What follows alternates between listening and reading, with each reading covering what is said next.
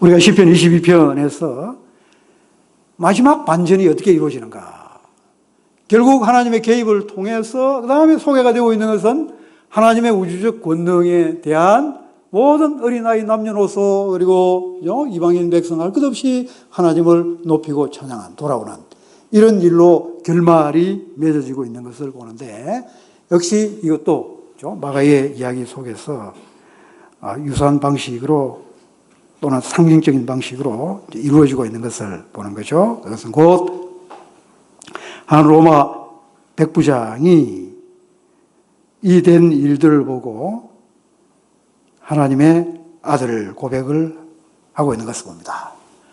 이 하나님의 아들 고백은 그 마가복음 시작 부분에 1장 11절에서 예수님께서 세례받고 올라오신 그 자리에서 하나님 아들의 하나의 선언이 있은 것과 인클루시오의 짝을 형성을 합니다. 그러니까 초반에서 하나님의 아들, 그리고 이 마지막 부분에서 하나님의 아들이라고 이야기를 하는데, 그게 또 연관성을 형성을 하는 단어 하나가 꼭 같은 단어를 사용을 합니다.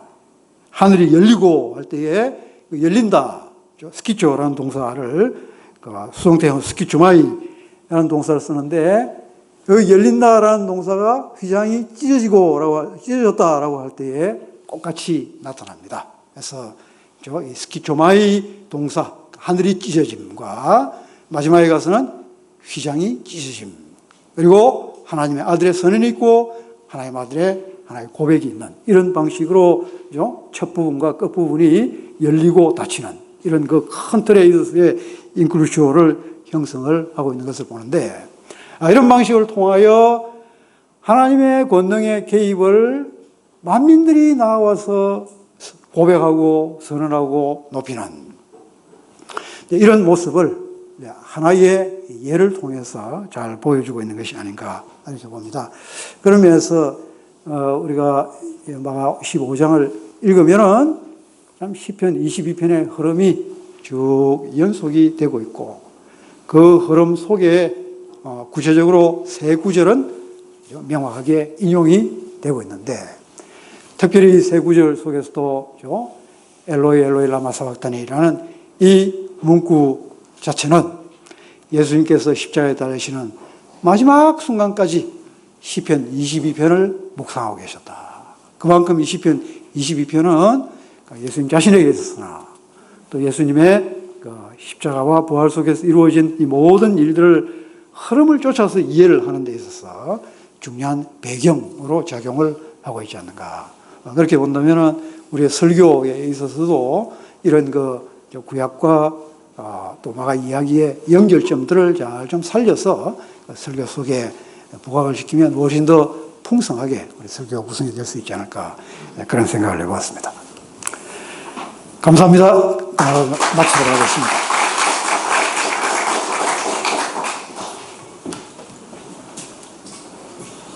네, 혹시 질문이 있으시면 질문을 최 교수님 앞으로 나오셔야 되겠네요. 질문이 있습니다. 마이크를 좀 뒤에 서문 목사님. 네.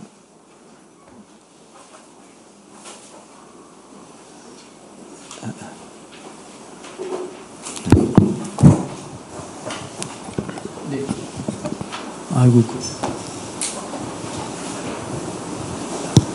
네, 마이크 탭니다.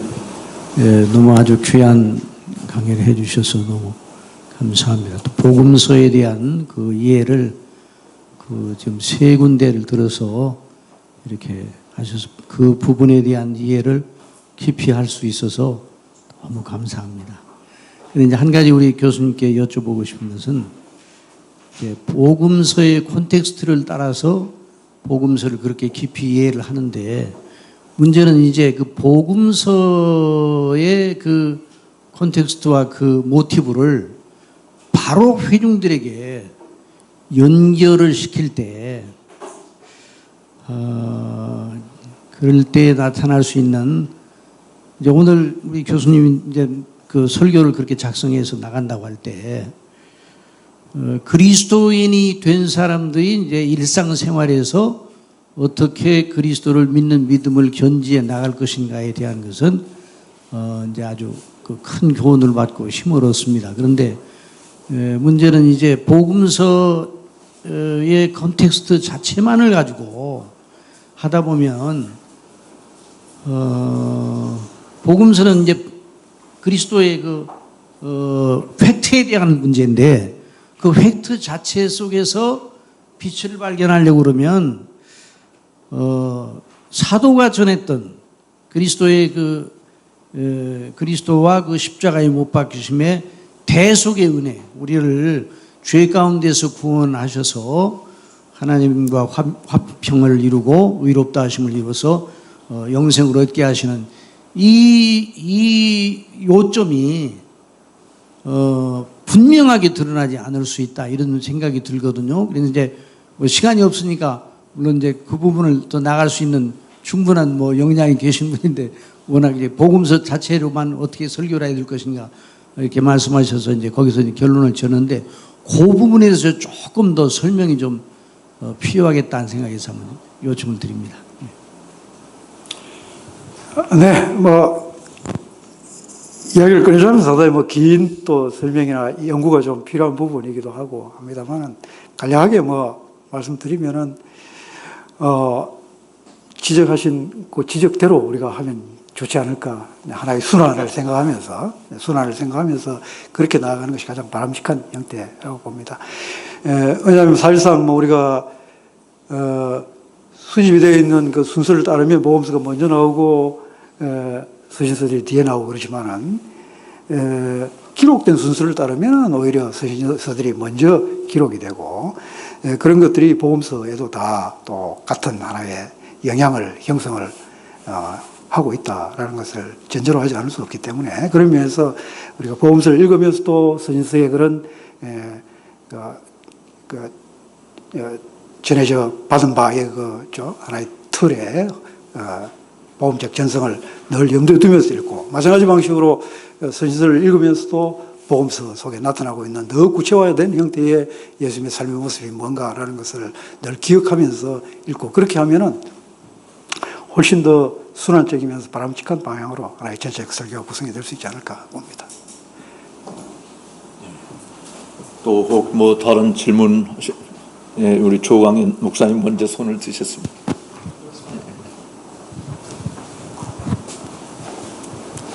감사합니다. 성경시대 사회 연구가 우리가 복음서를 이해하는데 그 지평을 넓혀주신다, 넓게 할 수 있다, 이런 말씀을 해주셨어요. 저는 이 말씀을 들으면서 참 감사하기도 하면서 하나 의문을 가질 수 있는 것이 그 성경시대 사회 연구를 통해서 베드로가 어느 정도 식견을 가진 사람이고 또 그 당시에 좀 여유로운 삶을 살아가는 사람이었다, 이렇게 지금 말씀하셨을 때 과연 그것이 예수님께서 그 베드로를 사람을 낚는 어부가 되게 하는데 무엇이 필요했을까? 어떤 역할을 했을까? 저는 그것을 생각해 봤거든요. 사도행전 4장에 보면 분명히 그 시대 사람들이 사도 베드로를 알기를 학문이 없는 사람이었다 했는데 그 학문, 거기서 말하는 학문은 무엇일까? 그 앞에 보면은 성령으로 베드로가 말했다고 그랬거든요. 그것을 듣고 사두개인들과 서기관들이 그가 학문이 본래 없던 사람이었는데 말하는 것을 보고 놀랬다 그랬어요. 그렇다면 우리가 가지는 식견과 우리가 세상에 가진 경험과 우리가 가진 능력, 이런 것을 얘기하는 것이 아니고 성령의 충만함, 하나님께서 성령을 부어주심으로 인해서 그가 이제 제자가 되지 않았을까. 그런 면에서 보면 이제 우리가 정말 주님 말씀대로 주의 증인이 되는 것은 오직 성령에 의한 것이지 우리가 가진 것에 더 유의할 것이 아니다 하는 것을 생각해 볼 필요가 있지 아니할까 생각하고, 두 번째는요, 하나만 더 하겠습니다. 간단히 해주세요. 네.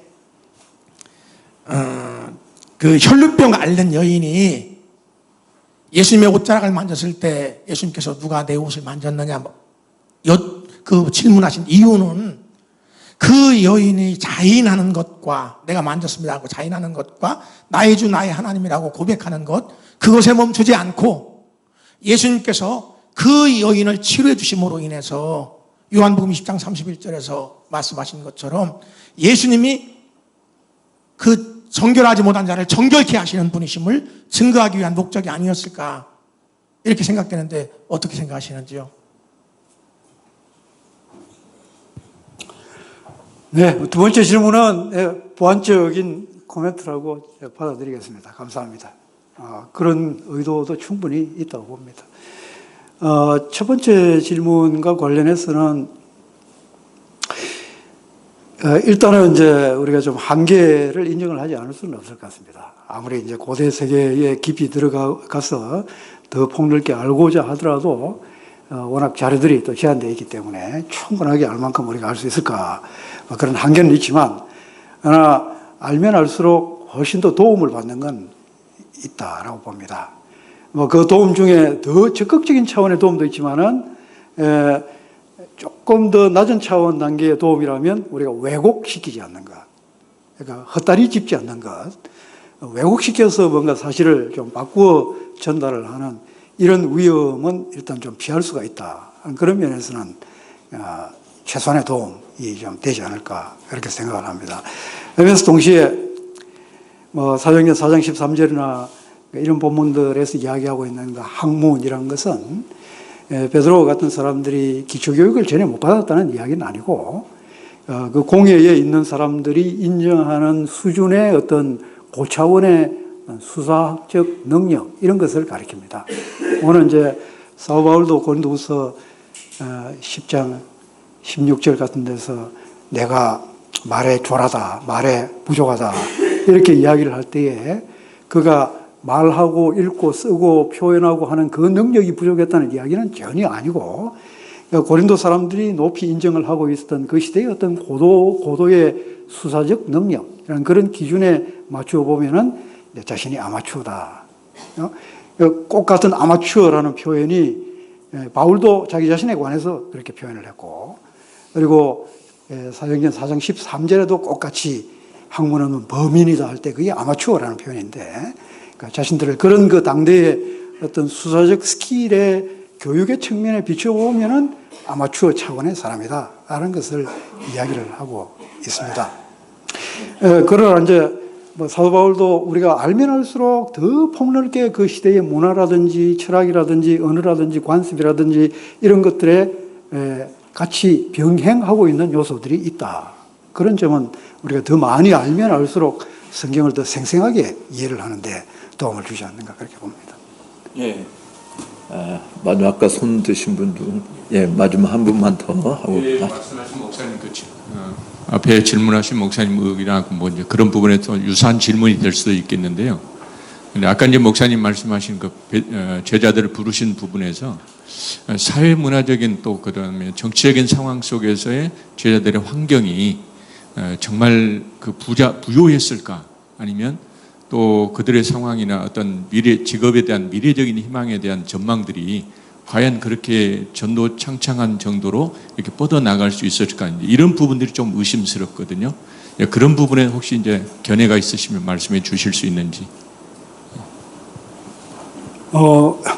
그 면에 있어서도 우리가 정확하게 그 당시에 삶의 수준이나 경제적 수입의 정도나 이런 것에 대해서 측정을 하기는 상당히 제한이 있지 않는가. 그러나 말씀드리고자 하는 요지는 그들이 그 사회의 최하층 부류의 사람들은 결코 아니었다. 그 점이라도 우리가 인식을 하는 게 필요할 것 같습니다. 나름대로의 어떤 그런 그 생산 수단들을 갖추고 있었던 것은 그만큼 그 사회에서는 중산층 정도의 생활은 가능했던 사람들이다라는 것을 조금 일반적인 차원에서 이렇게 말씀을 드렸을 뿐입니다. 네. 수고하셨습니다. 네. 감사합니다. 총무님이 나오셔서 광고하시겠지만 제가 한 가지 부탁을 좀 드리고 싶은 것은, 우리 세미나의 특성 중에 하나가 이제 저녁 예배 시간을 가지는 건데, 이 예배 시간을 가지는 것은 여러분들이 그냥 뭐 가도 된다 이런 의미가 아니고 실질적으로 이렇게 강의를 들으면서 이걸 설교를 어떻게 할 것인가, 성경 본문을 어떻게 이해하고 어떻게 분석하고 어떻게 적용시키고 전달할 것인가 이런 것을 사실은 샘플로 보여주기 위해서 사실 하는 거거든요. 그러니까 이렇게 어제 밤에도 보니까 설교 시간에 그냥 가시는 분들도 있는 것 같아서 좀 그런데 그냥 강의만 듣고 그냥 가시지 마시고 저녁에도 사실은